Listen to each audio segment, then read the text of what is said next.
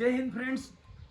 આજે સવારમાં એક વિચાર આવ્યો, જ્યારે હું આખા ગુજરાતમાં જેટલા વધારે પડતા હાર્ટ એટેકના કિસ્સા સાંભળી રહ્યો છું, કેટલીક જગ્યાએ કેન્સરના કિસ્સા સાંભળી રહ્યો છું, હાઈ બીપીના, ગેસના, ઓડકારના, કેટલી બધી બીમારીઓ અત્યારે ઘણી બધી જગ્યાએ જોવા મળી રહી છે। પણ શું આપણે પોતાના હેલ્થ માટે કે પોતાની બોડી માટે કે થોડુંક વધારે જીવાઈ જાય એના માટે કોશિશ ન કરીએ? માણસો પાસે એક વાત હોય છે કે આ તો ભાગમાં લખેલ હતો ને એટલે થયો, બરાબર? અરે બધી વસ્તુ ભાગમાં લખેલ હોય એ થતી હશે, નહીં થતી હોય એમ નથી કહેતો હું, બરાબર? અને આજની આ ટોપિક છે ને, જો તમારે મજા આવે ને તો તમે આને શેર કરજો, બરાબર? વધારે લોકો સુધી શેર કરજો।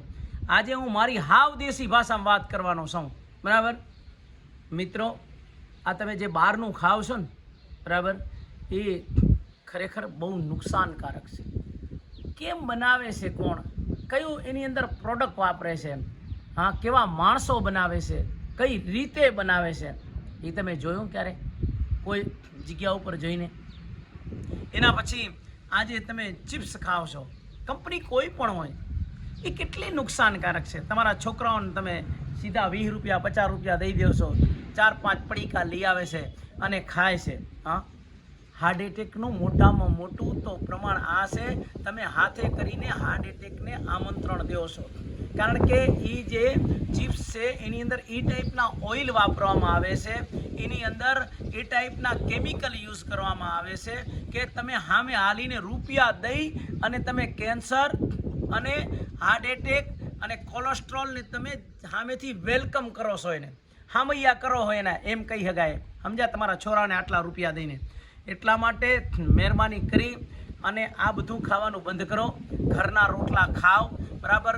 પામોલીન તેલ અને આવું ડાલડા ઘી પણ અસલી નહીં, બરાબર?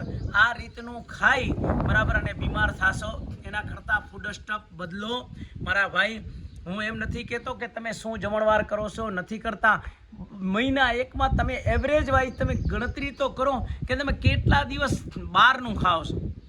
હા, તમે ઘરના જો ઘઉં વાવેલા હોય, બાજરો હોય અને ઘરના દૂધ હોય, ગાયના ઘી દૂધ, અને ઘરનું ખાવ તો અત્યારે કેટલાય માણસોને હું જોઉં છું જેણે પહેલાંનું ખાધલ છે, એ 80 વર્ષના એવી રીતે ફરે છે ને એ કે નખમાં રોગ નથી, સમજ્યા? અને આપણે તો 35 વર્ષનાને રોગ, 25 વર્ષનાને રોગ, 40 વર્ષના બેન કોક ઓફ થઈ જાય, 40 વર્ષના કોઈ કાકા ઓફ થઈ જાય। આપણે સારું કેમ ન ખાઈ શકીએ?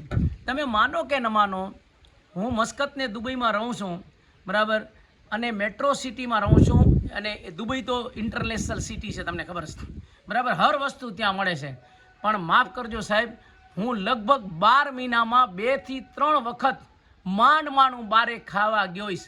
ત્યાં કને હું પોતે મારી રીતે હાથે બનાવી અને હું ખાઉં છું, મને જેવું આવડે એવું। પણ અને ત્યાંના લોકો, કેટલા લોકો હેલ્ધી છે, બરાબર? એક વસ્તુનો વિચાર કરે છે, કયા ટાઈમે ખાવું, શું ખાવું, કેવી રીતે ખાવું। જો આટલો બદલાવ તમે લોકો નહીં લઈ આવો ને, બરાબર, તો હું અત્યારે જોઈ રહ્યો છું હાથાના દુખાવા, કમરના દુખાવા, બરાબર, ગેસ, હા, માણસને હાઈ બીપી, કેન્સર, અને એમાંય પેરાલિસિસના કેટલા બધા કેસ છે, બરાબર? તરત માણસને કાંઈક 50-52 વર્ષનો થઈ જાય ને તરત એને પેરાલિસિસ થઈ જાય, એટેક આપણે લકવા થઈ જાય। હા, આવું કેમ? શું આપણે આપણી પોતાની બોડી માટે આપણે કાંઈ કામ ન કરી શકીએ? આપણું શરીર હેલ્ધી હોય એવું આપણે શું ન ઈચ્છીએ? બરાબર? આપણે હર વખતે સમજી લો પામોલીન તેલના લાડુ ખાવા, એના મોહનથાળ ખાવા, ગાંઠિયા, ભજીયા, હા, વણેલા, હા, આપણે આખો દિવસ સમજી લો કે જ્યાં કને પણ આટલું બધું જો રોજ ખાવામાં આવશે, બરાબર, તો ભાગ આપણે પોતે જ લખશું, સમજી લેજો। ભાગ કોઈ લખવા નહીં આવે કે આ તો શું ભાગમાં લખ્યો હતો ને થઈ ગયો, એનું મૃત્યુ નજીક હતું ને થઈ ગયું। આપણે રોડ ઉપર ડ્રાઇવિંગ કરીએ છીએ, આ મારી ગાડી છે, ભગવાનની મહેરબાનીથી આ 4 ધામ યાત્રા, હિમાલય, એના પછી હરિદ્વાર, એના પછી પ્રયાગરાજ 2 વખત, આમ દુનિયા આખીમાં ગાડીઓ હલાવી છે, અને મારા મિત્રો એ પણ હલાવતા હશે, બરાબર? પરંતુ રોડ ઉપર નીકળીએ તો સ્ટારિંગ આપણા હાથમાં છે, જરાક જોવું તો જોઈએ ને, બરાબર, કે આપણે જો જોશું નહીં તો ગમે ત્યાં એક્સિડન્ટ થવાનું જ છે.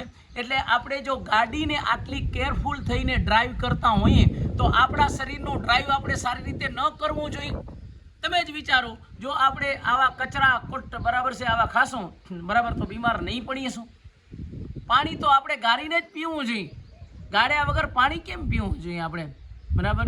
એટલા માટે ખાસ આ વેદના છે, ચિંતા છે, એટલા માટે થઈ અને મહેરબાની કરી અને એક બ્રાહ્મણ તરીકે રિક્વેસ્ટ કરું છું કે તમે જે પણ જમણવાર કરો છો એ જમણવારમાં બદલાવ લઈ આવો.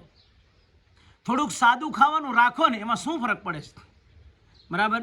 તમે શું દેશી ખાવાનું ત્યાં કને નથી રાખી શકતા? શું માણસોને લાડવા, મોહનથાળ, ખમણ ઢોકળા, બરાબર, ખમણ ઢોકળામાં ખમણ ઢોકળા ઉપસે કેવી રીતના, એ તો મારે તમારે કેવું નથી, તમને ખબર જ છે. ભજીયા, ગાંઠિયા, આ બધી વસ્તુ તમે લોકો જ્યારે જમણવારમાં રાખો છો અને એની અંદર તમે જે તેલ યુઝ કરો છો, બરાબર, કે જે રીતના જે વસ્તુ બનાવવામાં આવે છે એ વસ્તુ મને સમજમાં નથી આવતી. તમને સમજમાં આવે તો તમને મુબારક.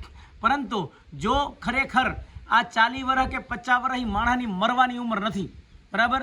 જર્મનીનો માણસ 80 વર્ષ પહેલાં કોઈ મરતો નથી, જાપાનનો માણસ 80 વર્ષ પહેલાં કોઈ મરતો નથી, બરાબર. તો એ લોકો પોતાના ફૂડ સ્ટફ ખાણીપીણી બદલાવી, તો આપણે આપણી ખાણીપીણી ન બદલાવી શકીએ? આપણે પણ આપણી ખાણીપીણી બદલાવી શકીએ. પછી જે લખાલો છે એ થશે, કારણ કે આપણા હાથમાં તો છે નહીં કે જીવન ને મૃત્યુ, બરાબર. પણ કમસે કમ આપણે જ્યાં સુધી જીવીએ ત્યાં સુધી તો આમ જબરજસ્ત હેલ્ધી રહીએ કે નહીં, મસ્ત, બરાબર. કે આપણે સમજી લો કે 60 વર્ષ કે 70 વર્ષ કેમ નથી આવે, પણ તેમ છતાં પણ આપણે સમજી લો કે કેદારનાથ ચડવું હોય તો આરામથી ચડી જાય. આવી હેલ્થ આપણે ન રાખી શકીએ. એટલા માટે ખાસ કહું છું કે તમે તમારા ફૂડ સ્ટફને બદલજો, અને થાય તો આ વિડીયો બધા માટે જરૂરી છે તો વધારેમાં વધારે લોકોને શેર કરજો, આ ચેનલને સબસ્ક્રાઈબ કરજો અને લાઈક કરજો. જય હિન્દ, જય મુરલીધર.